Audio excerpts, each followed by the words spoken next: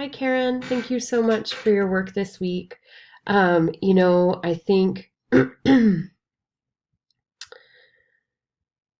when you I want to start here with this comment where you say this hurts so much. This week's prompts have been extremely emotional, and I just want to acknowledge that. I just want to say that, so often poetry writing can be deeply emotional, can really reach parts of us that we feel like that have maybe been buried for a while, and it can be extremely painful to dredge them up.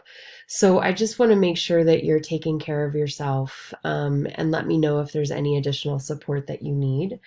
I am sorry that the prompts this week caused you emotional distress.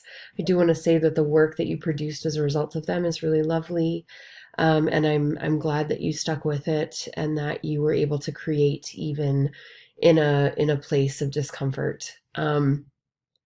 I want to start with Goodbye, Jack, Love, Debbie.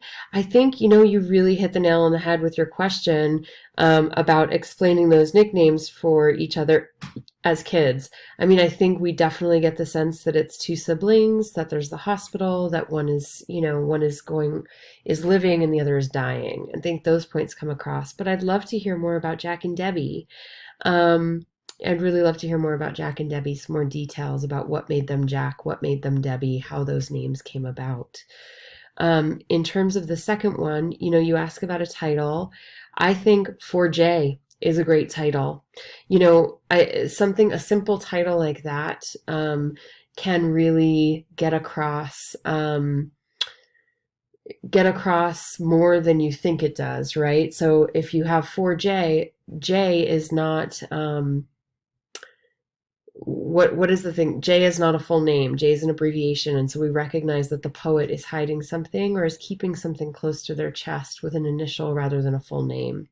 4J, clearly shows us that this is a poem that is written in dedication to someone, right? So even just with that tiny little title, 4J, we are directed. We recognize the weight of what's coming next. Um, I think, are you being too vague? I don't know. I mean, I think the pain of this, the duration of the pain of this experience really comes across with the poem. And I think if the intention of the poem is to capture the length and the duration and the severity of the heartache, I think you've done that. If the intention of the poem is to give a detailed story about what happened here, then I think you can add more details. And so that's really up to you, what direction you choose to go in. Um, Thank you so much for your poems this week, Karen.